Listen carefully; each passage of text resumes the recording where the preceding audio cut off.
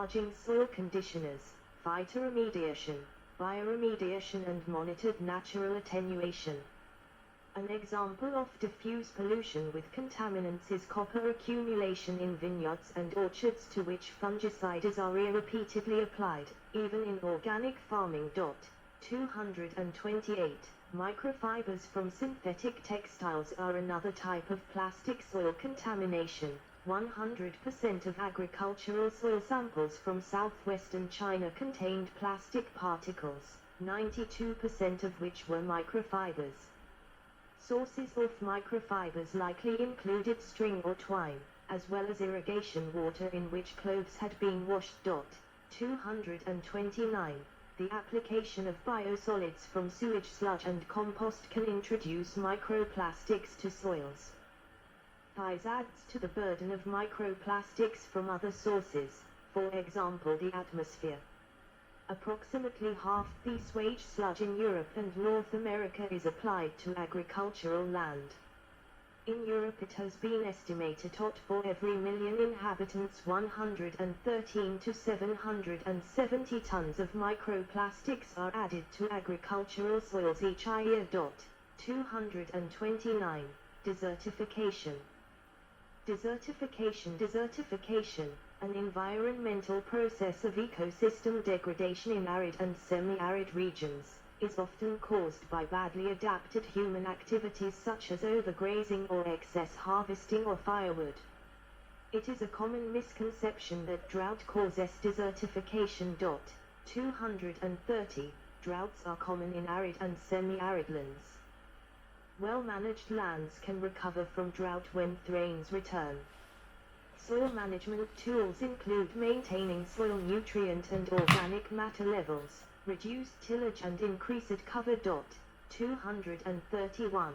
These practices help to control erosion and maintain productivity during periods when moisture is available. Continued land abuse during droughts, however, increases land degradation. Increased population and livestock pressure on marginal lands accelerates desertification. 232. It is now questioned whether present-day climate warming will favor or disfavor desertification, with contradictory reports about predicted rainfall trends associated with increased temperature, and strong discrepancies among regions, even in the same country. 233. Erosion. Erosion control. Erosion of soil is caused by water, wind, ice, and movement in response to gravity. More than one kind of erosion can occur simultaneously. Erosion is distinguished from weathering, since erosion also transports eroded soil away from its place of origin. Soil in transit may be described as sediment. Erosion is an intrinsic natural process, but in many places it is greatly increased by human activity, especially unsuitable land use practices. 234. These include agricultural activities which leave the soil bare during times of heavy rain or strong winds, overgrazing, deforestation, and improper construction activity. Improved management can limit erosion. Soil conservation techniques which are employed include changes of land use, such as replacing erosion-prone crops with grass or other soil-binding plants, changes to the timing or type of agricultural operations, terrace building, use of erosion-suppressing cover materials, including cover crops and other plants, limiting disturbance during construction, and avoiding construction during erosion-prone periods and in erosion-prone places such as steep slopes. 235. Historically, one of the best examples of large-scale soil erosion due to unsuitable land use practices is wind erosion, the so-called Dust Bowl, which ruined American and Canadian prairies during the 1930s, when immigrant farmers, encouraged by the federal government of both countries, settled and converted the original short-grass prairie to agricultural crops and cattle ranching. A serious and long-running water erosion problem occurs in China, on the middle reaches of the Yellow River and the upper reaches of the Yangtze River. From the Yellow River, Over 1.6 billion tons of sediment flow each year into the ocean. The sediment originates primarily from water erosion, gully erosion, in the Loess Plateau region of northwest China. 236. Soil piping is a particular form of soil erosion that occurs below the soil surface. 237. It causes levee and dam failure, as well as sinkhole formation. Turbulent flow removes soil starting at the mouth of the sea flow, and the subsoil erosion advances up gradient. 238. The term sand boil is used to describe the appearance of the discharging end of an active soil pipe. 239. Salination. Soil salination is the accumulation of free salts to such an extent that it leads to degradation of the agricultural value of soils and vegetation. Consequences include corrosion damage, reduced plant growth, erosion due to loss of plant cover and soil structure, and water quality problems due to sedimentation. Salination occurs due to a combination of natural and human-caused processes. Arid conditions favor salt accumulation. This is especially apparent when soil parent material is saline. Irrigation of arid lands is especially problematic. 240. All irrigation water has some level of salinity. Irrigation, especially when it involves leakage from canals and over-irrigation in the field, often raises the underlying water table. Rapid salination occurs when the land surface is within the capillary fringe of saline groundwater. Soil salinity control involves water table control and flushing with higher levels of applied water in combination with tile drainage or another form of subsurface drainage. 241. 242. Reclamation. Soils which contain high levels of particular clays with high swelling properties, such as smectites, are often very fertile. For example, the smectite-rich paddy soils of Thailand's central plains are among the most productive in the world. However, the overuse of mineral nitrogen fertilizers and pesticides in irrigated-intensive rice production has endangered these soils, forcing farmers to implement integrated practices based on cost reduction operating principles. 243. Many farmers in tropical areas, however, struggle to retain organic matter and clay in the soils they work. In recent years, for example, productivity has declined and soil erosion has increased in the low clay soils of northern Thailand, following the abandonment of shifting cultivation for a more permanent land use. 244. Farmers initially responded by adding organic matter and clay from termite mound material, but this was unsustainable in the long term because of rarefaction of termite mounds. Scientists experimented with adding bentonite, one of the smectite family of clays, to the soil. In field trials, conducted by scientists from the International Water Management Institute, IMI, in cooperation with Khun Kheen University and local farmers, this had the effect of helping retain water and nutrients. Supplementing the farmer's usual practice with a single application of 200 kg per AI, 1,300 kg /ha, 1,100 pound /acre, of bentonite resulted in an average yield increase of 73%. 245. Other studies showed that applying bentonite to degraded sandy soils reduced the risk of crop failure during drought years. 246. In 2008, 3 years after the initial trials, IMI scientists conducted a survey among 250 farmers in northeast Thailand, half of whom had applied bentonite to their fields.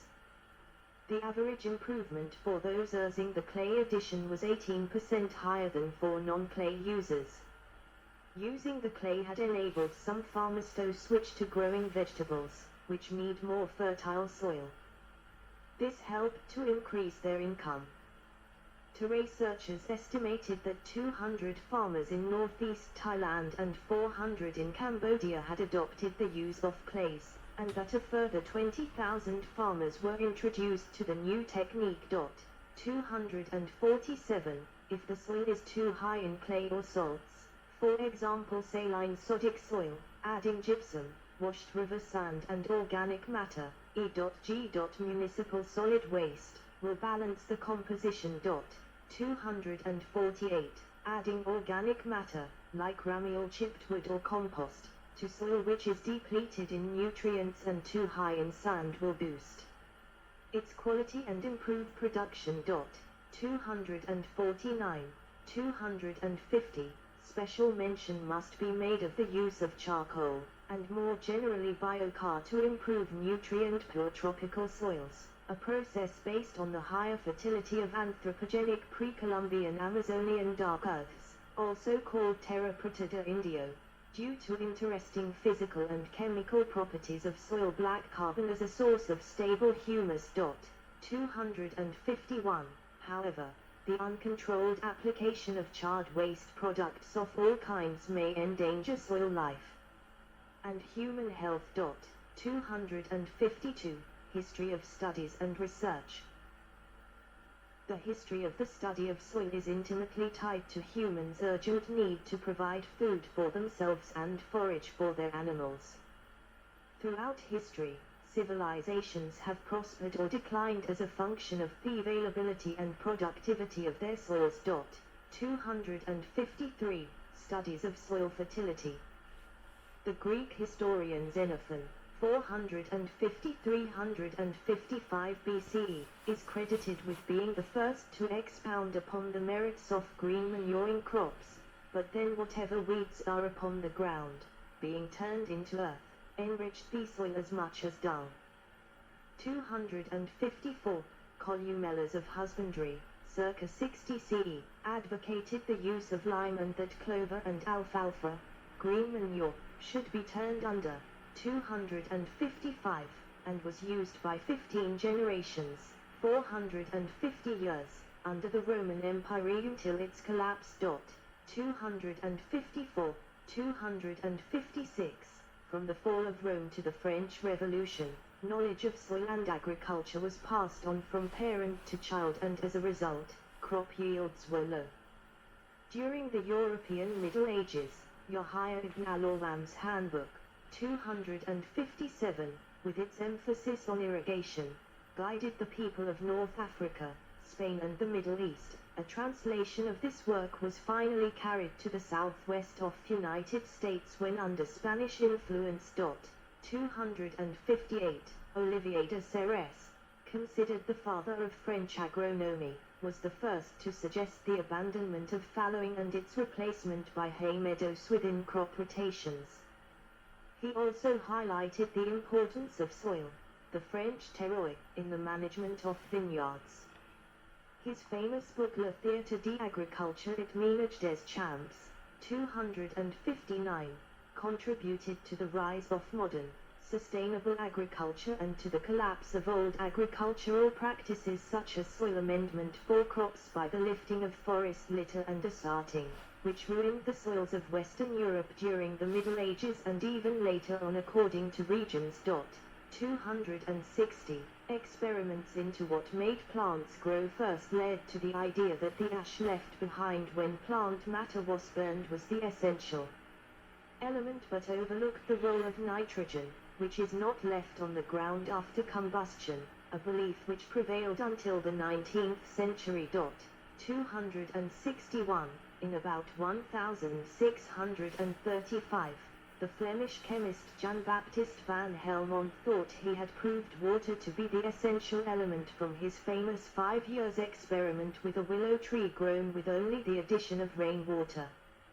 His conclusion came from the fact that the increase in the plant's weight had apparently been produced only by the addition of water, with no reduction in the soil's weight. 262, 263, 264, John Woodward, D 1728, experimented with various types of water ranging from clean to muddy and found muddy water the best, and so he concluded that earthy matter was the essential element.